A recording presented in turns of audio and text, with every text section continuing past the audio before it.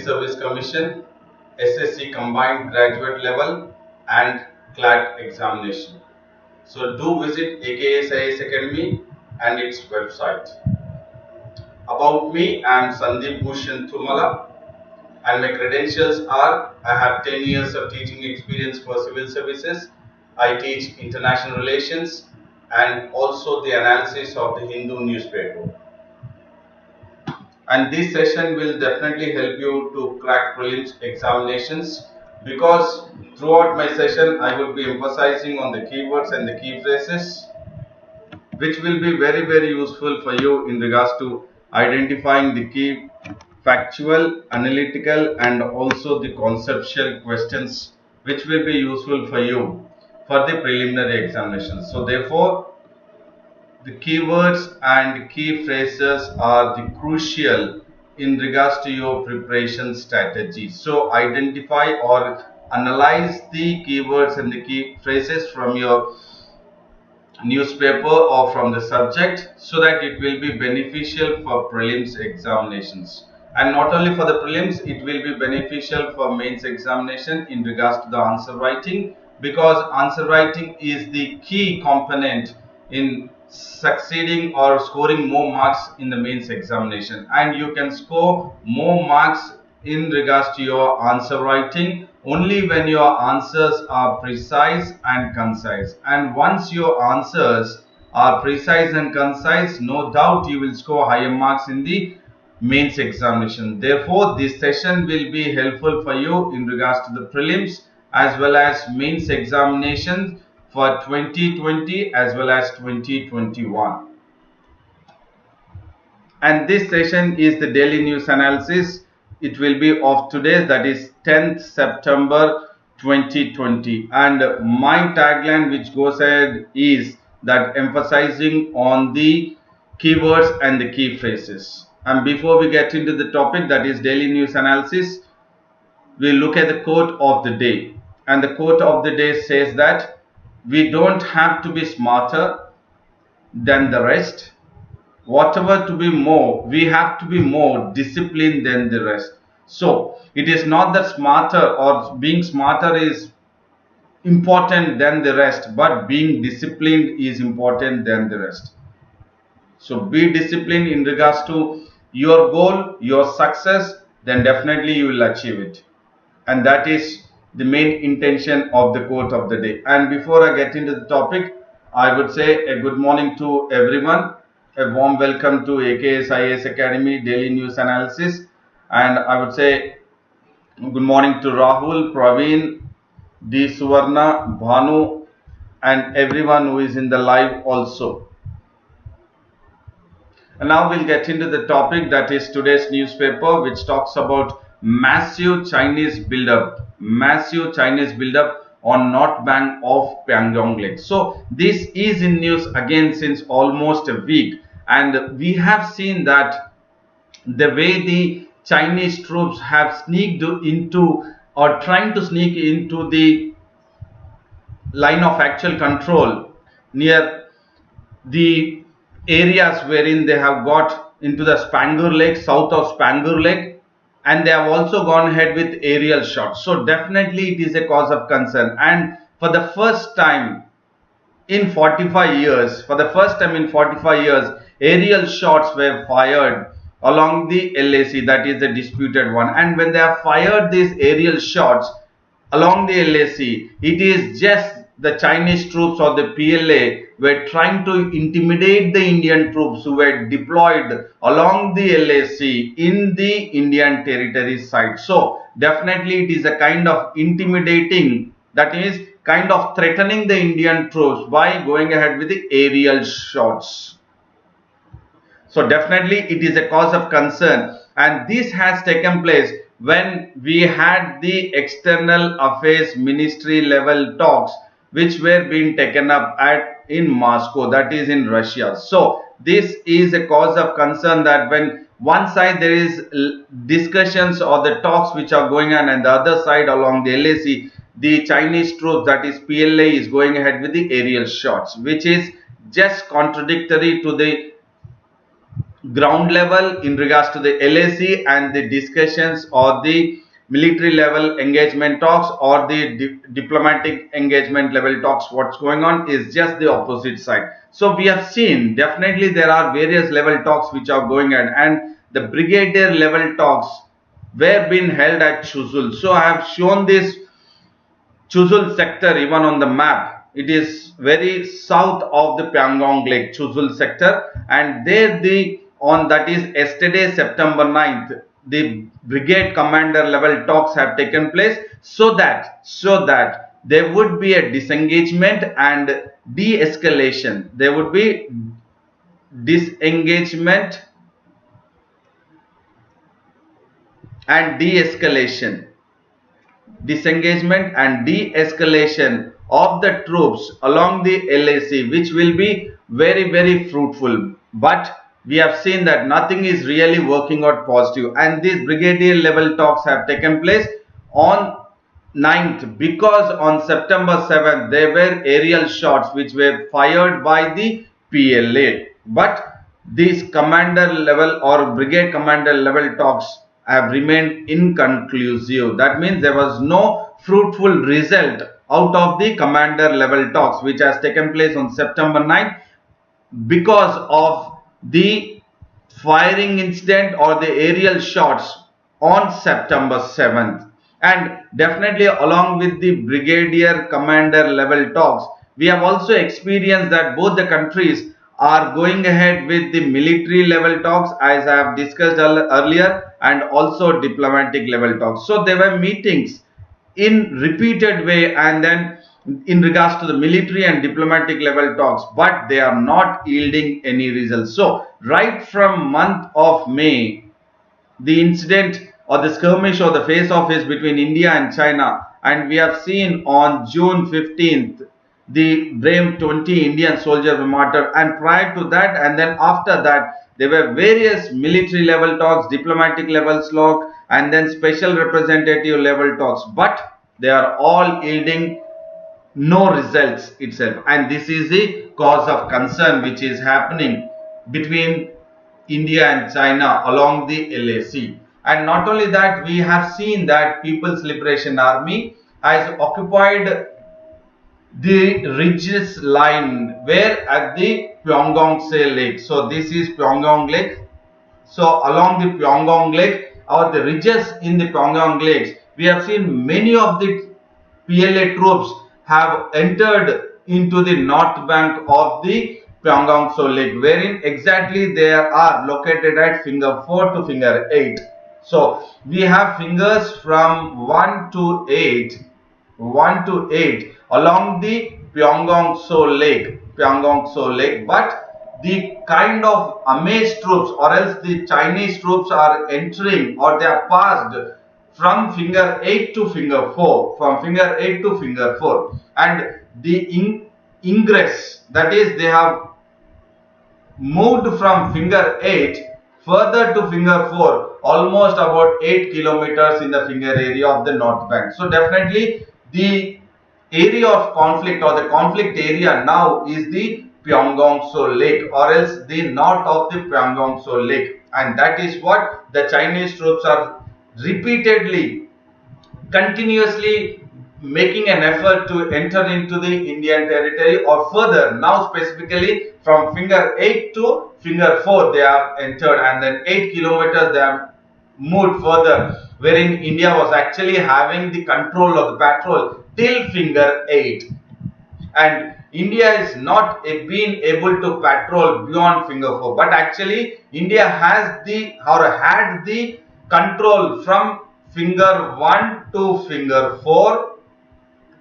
control, and patrol from finger 4 to finger 8 or else from finger 1 to further 8. But as the Chinese troops are further entering into the finger 8 or 7 till finger 2, because of that Indian troops were unable to patrol beyond finger 4 along the LAC in the Ladakh region. And Indian troops, because we had an earlier agreement between India and China, and because of the earlier agreement between India and China, India has pulled out of the troops and it has pulled back to finger 8. As I said, India has the control from finger 1 to 4 and it patrols from finger 4 to 8. Do not worry, I will show you what are fingers in regards to the geography. Geographically, what are fingers along the Pyeonggang-so Lake we will focus.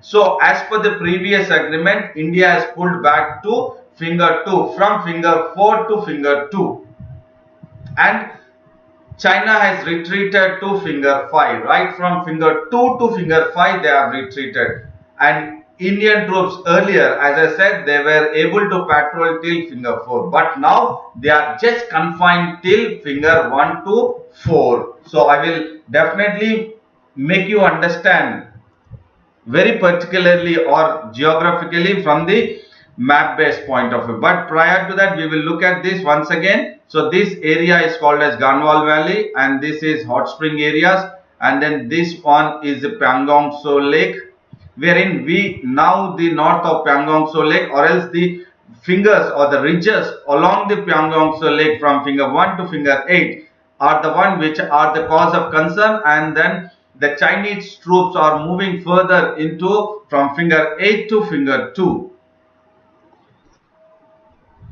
And this is the one you will have a better explanation about what are fingers along the Pyeonggang-so Lake ridges. So this is finger 8 wherein you had the Chinese control earlier and India had the control, Indian troops had control from finger 1 to finger 4, had control and they patrolled till finger 8, from finger 1 to finger 8 they had patrol, but they had control from finger 1 to finger 8 earlier, and China had control at finger 8 and they patrolled till finger 2. And because of the earlier agreement, India has pulled back till finger 4, pulled back from finger 8 patrolling to finger 4, and then China has pulled back to finger 4 from finger 2 to finger 4. But what is happening is China is definitely moving further from finger 5 to finger 4 and then making sure that it is blocking Indian troops to patrol till finger 8, and that is what the cause of concern now between both the classes. And before I get into the next topic, I would say a very good morning to Prithviraj, Suresh, Rahul, once again he has joined, and Ram Kumar, Shravanti, Harika Yadav. A warm welcome to you all to AKSIS Academy Daily News Analysis. Rahul says his class going on. Absolutely, there will not be any kind of delay or there will not be any kind of, the class will not be, it is going on. And there is another news which talks about SII pulled up for not pausing vaccine trial. So definitely here this is in case of the vaccine. So the keyword here is in regards to the vaccine. So which vaccine first we will look at, and then we'll get into the exact in-depth of what is that. I mean, why the SII. So what is SII? It is Serum Institute of India. SII is Serum Institute of India, and SII is, or from August, SII, which is based in Pune, is conducting the phase 3 trial, of the vaccine by the UK based, that is AstraZeneca. So here the point is, since August, SII, that is Serum Institute of India, which is based in Pune, has had the coordination and it is conducting the phase 3 trials with UK based AstraZeneca in India, which is UK based. And in fact, this UK based AstraZeneca have gone ahead with this phase 3 trial in UK, and now they have been coordinated with the Serum Institute of India to be conducting the phase 3 human trials in India. So till there it is, what you said, the news is clear, and this is in regards to the background. And now why it is in news? Why it is in news? Because SII pulled up for not pausing. What do you mean by pausing? Not stopping. So in fact, the Director General has actually asked or given permission that the Director General of UD, the Director General of Drug Controller of India, the Director General of Drug Controller of India has actually given permission for the Serum Institute of India along with the UK base to go ahead with the conducting the phase 3 trials in India. But at the same time, now it is in news because the Drug Controller of India has demanded the Serum Institute of India to stop the vaccine trial. So why to stop? Why to stop? Pause. To stop temporarily. So we will look at why. Because the UK based company, that is AstraZeneca, has put global trials on hold. So it has put the entire global trials, that is in regards to the phase 3 human trials, it has put it on hold. Hold in the sense it has stopped. Why? Because there were few reports of severe adverse reaction to the volunteers wherein this vaccine was administered in UK. So AstraZeneca, which is actually into the administering of the vaccine in the process of the human trials or the global phase 3 human trials, has experienced a severe adverse reaction on the volunteers. Because of that, it has put on hold. When the AstraZeneca has put on hold, why not Serum Institute of India? That is being questioned by the Drug Controller of India, and the Drug Controller of India is demanding the Serum Institute of India to put on hold or to pause the vaccine trial in India. Please do understand, AstraZeneca has put on hold in global trials. Globally it has put on hold. So when AstraZeneca has put on hold, when the Serum Institute of India is coordinating with AstraZeneca and then going ahead with the phase 3 human trials in India, why not Serum Institute of India is stopping or not pausing the test? And that is what is being questioned by the Drug Controller of India. This is important for you, Drug Controller of India.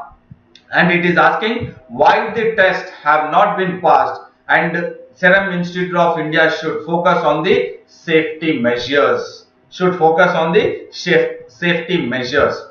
And Serum in turn, when the Drug Controller of India has demanded the Serum Institute of India, the Serum Institute of India has said, or it has said that really there is no casualty, and frankly enough, Serum has not informed the Central Licensing Authority, that is Drug Control of India, regarding the pausing of clinical trials. And not only just not informing, but it has not submitted any casualty analysis. That means that the kind of severe adverse reaction on the volunteers wherein AstraZeneca has reported in its global trial, what Serum Institute says is it has not submitted any casualty or any severe adverse reaction on the volunteers. So it hasn't submitted any casualty analysis of the report, and it has not informed the Central Licensing Authority. So thereby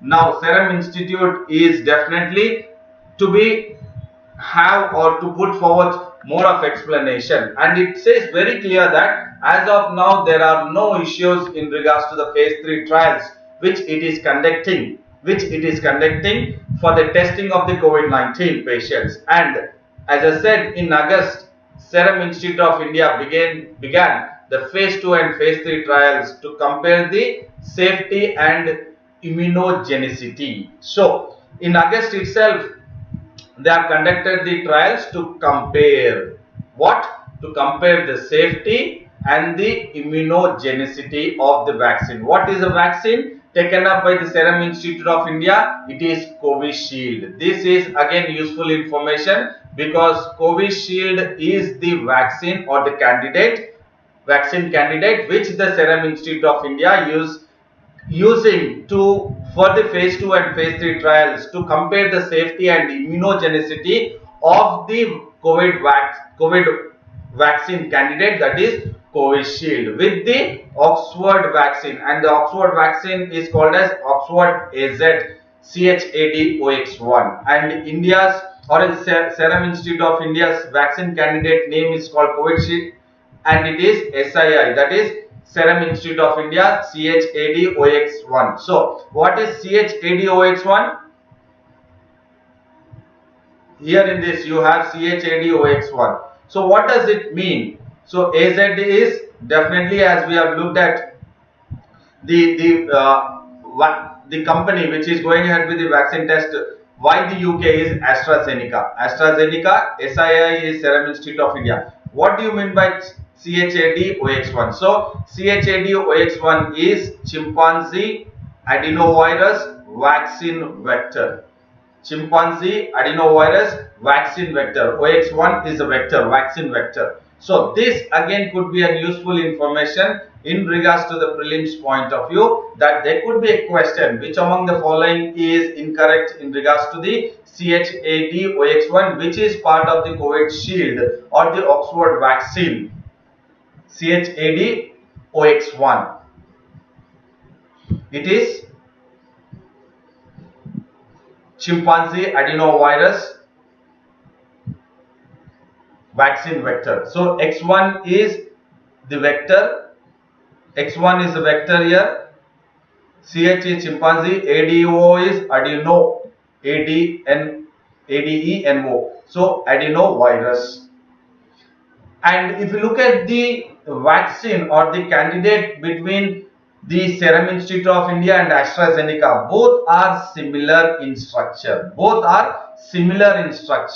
And the early human trial of data between both was used to approve the phase 2 and phase 3 trials in India, because you have various phases, that is phase 1, phase 2, phase 3, phase 4 trials, which generally goes ahead, and then later on the WHO would approve the vaccine, which it would approve as a clinically tested drug for COVID-19. So I have said here the SII began phase 2 and phase 3 trials to compare the safety and immunogenicity. So we will look at what is immunogenicity.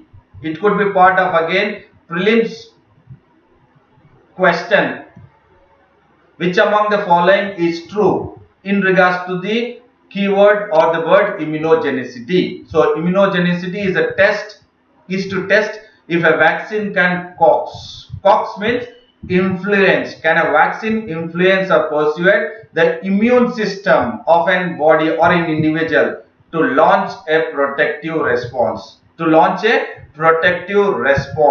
can shield against future infection. So immunogenicity is to test if a vaccine, that is which vaccine, Covishield, or in regards to the Oxford vaccine, that is in regards to the AstraZeneca. So this is to whether it will cause, that is influence the immune system of an individual to launch a protective response which can shield future or against future infection, that is SARS-CoV-2 infection.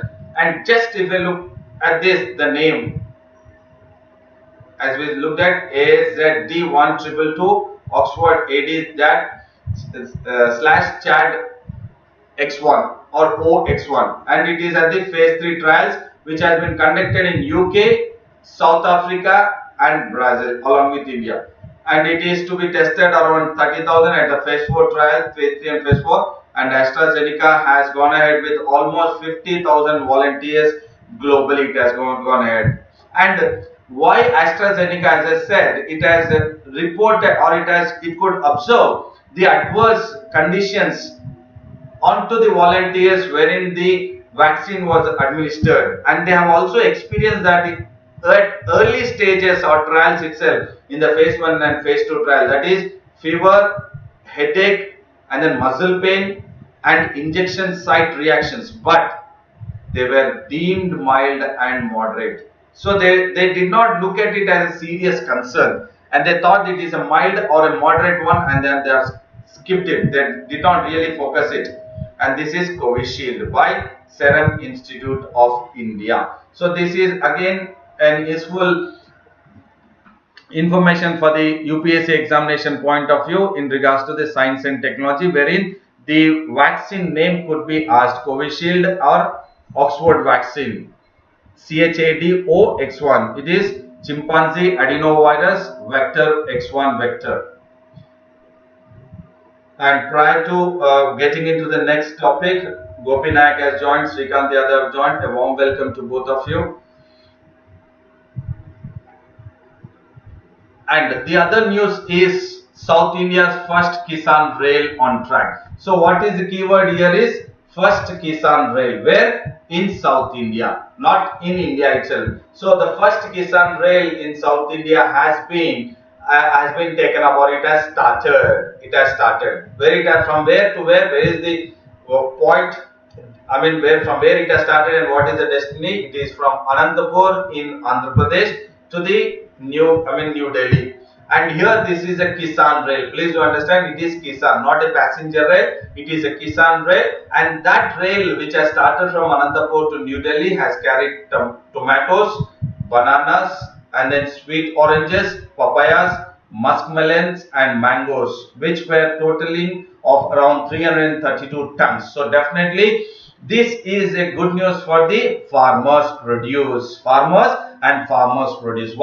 Because the produce which farmers goes ahead or produce the fruits and vegetables, they should yield good profits. So ultimately it is in regards to the income of the farmers. So what they produce and then income. So it should be directly, or it should be equal or more produced to what is the profit they are making. So this is the important keyword here. So the produce should be profitable. So for that, the government actually has come up with Kisan Rail project. So the Kisan Rail project has originated from our Prime Minister Narendra Modi's vision. Why? Because to double the farmers' income. So the Prime Minister Narendra Modi or the Government of India has come up with the concept of doubling the farmers' income by 2020, and part of doubling the farmers' income 2020, the project, that is Kisan Rail project, is part of the Modi's vision of doubling the farmers' income, and it is a lifeline of the nation. And it was flagged off. That is it in the sense, Kisan Rail was flagged off by the Union Agriculture and Farmers Welfare, that is Narendra Singh Tomar, along with AP Chief Minister, that is YS Jagannath Reddy, and the Union Minister of State for Railways, that is Suresh C. Angadi. So what is here important for you is the South India's first Kisan Rail. And once it has been, we will look at how it is actually beneficial for the farmers. No doubt, it will double the farmers' income. No doubt about this produce, and it will reach the market, and the time taken will be reduced. And when the transport is happening, not much of the fruits and vegetables will not be destroyed, or not be making sure that it will be reliable, and there will not be any kind of damage to the fruits and vegetables, so that the produce and then the profit will be equivalent, directly proportional. And what will this Kisan Rail do immensely helpful for the farmers? It will promote, what it will promote, as I said, the from produce to the national market. Please look at it, this is a keyword. It will promote the farm produce to the or in the national market for better price, and avoiding any kind of damage and ensuring fast transportation. So what are the three keywords here? It is better price realization, avoiding any kind of damage through the transit process, and ensuring fast transportation. So the produce, once it is out of the farm, it should reach the market, and then the farmer can sell it as soon as possible and then encash the money. So these are the one which will actually immensely help the farmers. And Kisan Rail will ensure that the agro products will reach from one place of the country to the another place, and it will also provide safe, reliable and fast transportation. So it will promote, it will provide. And the Chief Minister of Andhra Pradesh, that is Y.S. Rajshekhar Reddy, has said that on the flagging of the South India's first Kisan Rail, he said that AP is fast becoming the fruit capital of South India, and this is the keyword again which will be useful for you in regards to the mains examination for UPSC and also for the State Public Service Commission. So AP is fast becoming the fruit capital of South India, with especially focusing on the cultivation of fruits and vegetables, wherein the total area which is being cultivated from the fruits and vegetables is 3.42 lakh hectares, and that is why it is fast, that it in the sense AP is becoming, or it is fast becoming, fruit capital of India. And not only that, he has made it very clear that, the Chief Minister of Andhra Pradesh has made it very clear that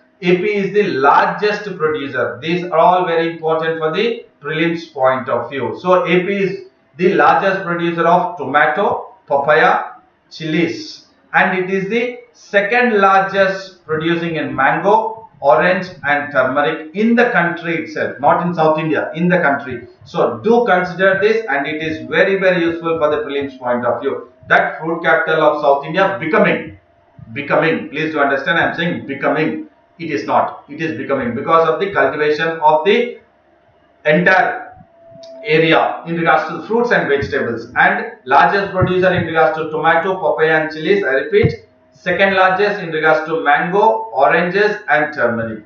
And when you compare in regards to the fruits and vegetables which are cultivated in Anantapur district of Andhra Pradesh, which is of 58 lakh metric tons. Out of this 58 lakh metric tons of fruits and vegetables which are cultivated in Anantapur district, 80% of them, or 80% of the fruits and vegetables of 58 lakh metric ton is marketed outside the states to Delhi, UP, Punjab and Haryana. Look at it. The way the Andhra Pradesh, that is from Anantapur district, that is fruits and vegetables, they are marketing towards the North India, states in North India, especially to Delhi, UP, Punjab and Haryana. So this is an important news for the UPSC as well as State Public Service Commission in regards to the South India's first Kisan Rail, and we have focused how AP is the largest producer, second largest producer, and then the 80% of the fruits and vegetables which are cultivated in Anantapur districts are being marketed outside the state, that is to the North India. And the other news is that we have the news in which is in regards to the again education. Yesterday we had a news in regards to the digital divide. Yesterday we had a news in regards to the digital divide, and today we will focus again in regards to education, but it is in regards to the private coaching. Private coaching.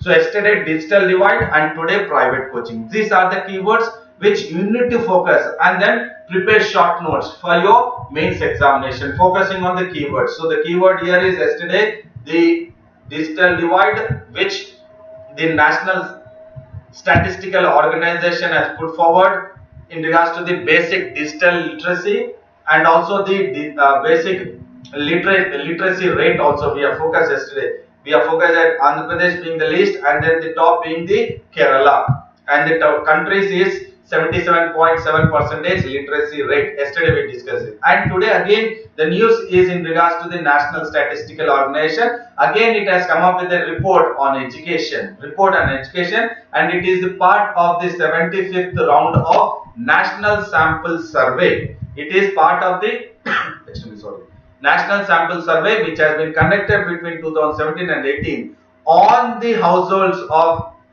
consumption related to education. So it is purely related to education, the survey, which is the 75th round of National Sample Survey conducted by the National Statistical Organization in June 2017 and or between June 2017 and July 2018 on, this is the keyword, please do focus, this is the keyword which you need to add it in your short notes for mains, households consumption related to education. And the report which says is that many states in India, especially the northeastern states,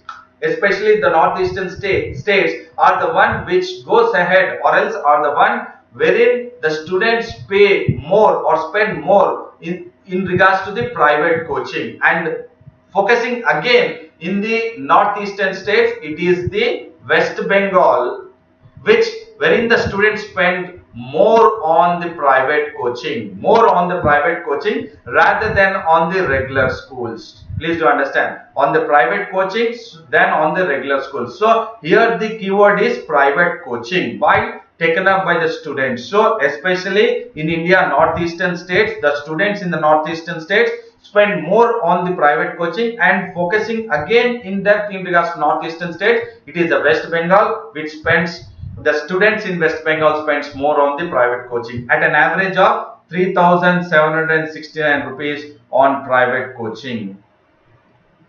And the report also has made it very clear that 19.8% of the students at all levels, that is pre-primary to graduate students, also from pre-primary to graduate students, they go ahead with taking up some form of private coaching. Look at the impact of the private coaching than the regular school, and this is what is important for you in regards to the analysis, especially focusing on the households consumption related to education or the national education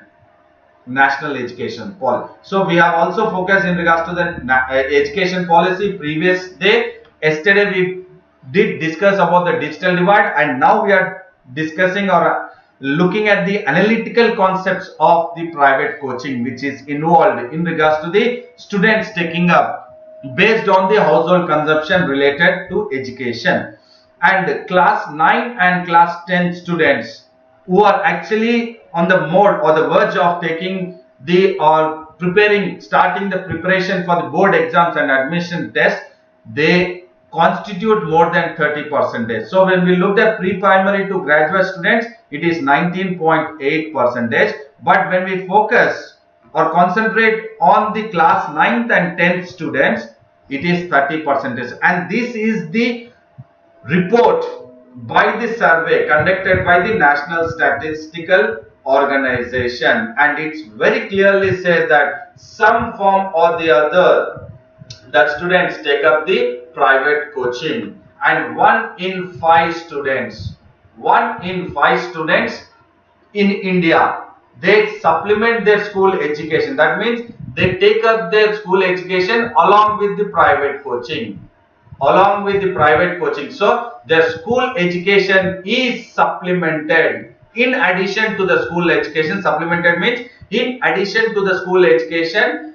1 in 5 students in India do depend or take up the private coaching, and including 1 in 3 at the secondary level or at the class 9 and class 10. So if you look at entire India, it is 1 in 5. If you focus that report or statistics to secondary school level or class 9 and 10th, secondary or higher secondary, it is 1 in 3. India overall 1 in 5. And the private coaching fees makes up almost 20% of the total cost of education. Look at it, the impact which is making on the school education, wherein the students wanted to supplement their school education along with the private coaching. And that is now very evident because of the national lockdown, because the schools have been shut, and to cope up with the curriculum, they are definitely depending on the private coaching, that is through the online classes. So thereby now the private coaching fees are almost 20% of the total cost of the education, both in regards to the secondary and higher education. And when we talk about the private coaching, wherein the students are wanting to have additional to the school education, or who can afford, are the one from the cities who can afford to take up the private coaching, is apart from the school education, are from the cities and upper caste.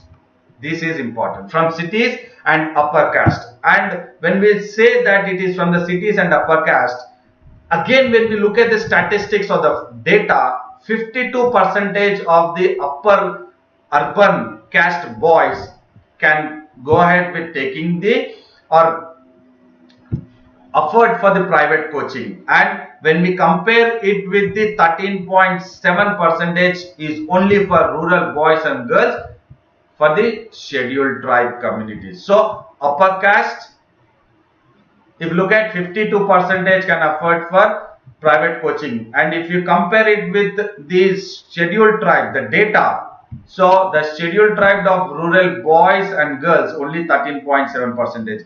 And why I am reiterating is that all this can be placed as a short notes in your answer in regards to the how school education is also now supplemented along with the private coaching by the students in India, and because of the COVID-19 it would certainly, what do you say, surge. And the average annual expenditure, here we are focusing on the average annual education expenditure on education for secondary school student is 9,013 rupees, of which 4,078 goes to regular school fees and the rest is for the private itself, tuition fees or private fees. So this is the report by the National Statistical Organization. So do focus on this, which is will be very useful for you in regards to the general essay, which will be very useful for you in regards to general essay education for the mains point of view. And Gopi Naik, Srikant Yadav, Rajkumar, Azmat Khan have joined. A warm welcome to all to AKSIS Academy Daily News Analysis. And we will focus on the other news which says that government will ease problems of poor. So our Prime Minister is focusing on easing in the sense ease, in the sense reduce. So our Prime Minister Narendra Modi wants that government to reduce the problems of the poor. So easing of the problems of the poor is the keyword which you need to focus. Easing of the problems of poor. How the government can ease the problems of the poor? So the government has come up with a scheme that is for the street vendors. That is for the street vendors, especially for the poor which are categorized under the street vendors, and those street vendors will be getting the loan and they can be helped by the scheme called as Prime Minister Street Atmanirbhar Nidhi. The scheme is called as Prime Minister Street Vendors Atmanirbhar Nidhi. It is PM Swanidhi. PM Swanidhi. So this is a scheme, and this scheme is a micro credit scheme. It is a micro credit scheme which has been launched by the Union Housing and Urban Affairs Ministry, not by Prime Minister. It was launched by Housing and Urban Affairs Ministry, not yesterday or day before. It was launched in June. So you need to get it out that why are we discussing now? Because our Prime Minister Narendra Modi has addressed the street vendors in Madhya Pradesh who have got loans through the Prime Minister Swanidhi or PM Swanidhi, that is Prime Minister Street Vendors Atmanirbhar Nidhi. So when he has discussed or addressed the street vendors in Madhya Pradesh who have got the loans or who have availed the loans on the PM Swanidhi, and what is that loan amount? The loan amount is 10,000 rupees which the street vendors would avail. Why this government has come up with this? Because during the lockdown, the one which was badly hit, or during the pandemic and the lockdown, the one who were badly hit was the street vendors or the poor people. So the government has come up with making sure that it will rescue or it will help or protect the poor people's problem, and especially the poor people problems focusing on the street vendors. So this scheme is the one who were badly hit was the street vendors during the pandemic and lockdown, and under the scheme, that is PM Swanidhi, the street vendors can avail 10,000 rupees annually, and this PM Swanidhi scheme is part of Atmanirbhar Bharat package. These are all again very useful for you in regards to the prelims examination point of view. Which scheme is related to the street vendors? PM Street Vendors Atmanirbhar Nidhi, that is PM Swanidhi, and it is part of the center's which package? It is part of Atmanirbhar package, and it goes ahead with a loans, or it can disperse a loan of up to how much? 10,000 rupees annually. So this is been launched by whom? It is been launched by Union Housing and Urban Ministry in the month of June itself. But now it is in news because our Prime Minister has addressed the street vendors in Madhya Pradesh, and this scheme is rid of interest. Rid of interest. What? Completely. Under this scheme, interest rebate of up to 7% is being given anyway. So anyway, earlier it was 7%, but now the scheme helps one to get interest free. They need to pay just only 10,000 what they have taken the loan. So interest is there is no interest. And Prime Minister Narendra Modi, while addressing to the street vendors of Madhya Pradesh, he has asked the street vendors to get into the mode of online business. He was insisting the street vendors or the street food vendors to carry out their business through online. Why? Because now many of the customers are preferring the digital transaction, because many of the customers now prefer the digital transaction rather than the cash. So therefore, our Prime Minister has emphasized the need for the street vendors to move towards the digital transaction. Please do understand, the way the government is also making sure that the street vendors should also get into the mode of digital transaction and get into the mode of business online. So this is the PM Swanidhi scheme, which is a micro credit facility, and these are the salient features of the PM Swanidhi scheme for the street vendors. So we are focused in regards to various news. So we will recapitulate our DNA today, what we are focused. So we are focused on the ingress in the sense ingress of PLA along the fingers of Pyeongtaek Lake, TSO. It comes as TSO Lake. So there we have discussed about the way the talks or the diplomatic level talks are not being fruitful between India and China in regards to the bilateral issues.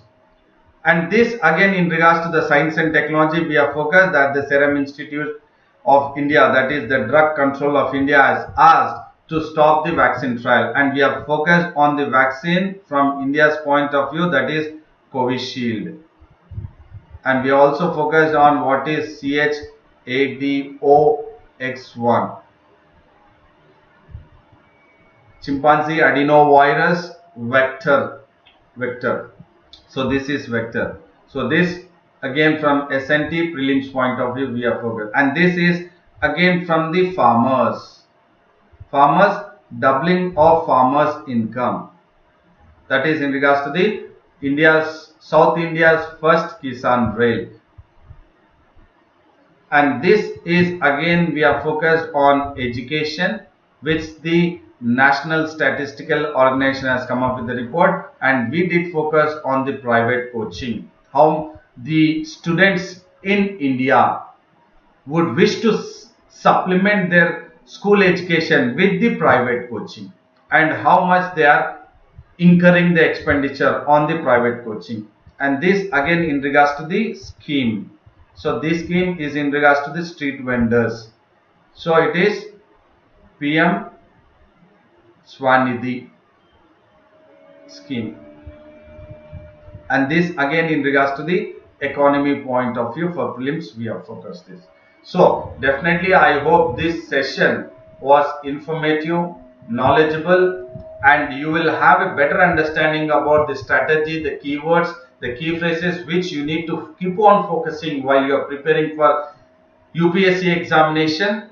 Thereby you will have an edge over others in regards to the prelims, mains, and also interview will be comfortable. So I would say a big thank you for you all, and then a good luck to you all. And then do like the video, share the video, and subscribe the AKS IAS English channel. And then you can also visit the website of AKS, and then also subscribe the Telegram link of AKS, that is Advanced Knowledge System. And then see you again tomorrow at 7:30 AM for the daily news analysis. And then I would say or wish you that to follow being consistency in your preparation, and then do stick to your schedule throughout your preparation, and then do take care of your physical health and mental health, which would be certainly helpful for you to have the consistency and sticking to the schedule. So I hope this was an important session, informative, knowledgeable session, and I would say a very big thank you and all the best to you all. And then see you tomorrow again at 7:30 for daily news analysis at AKS IAS Academy. Thank you. See you tomorrow.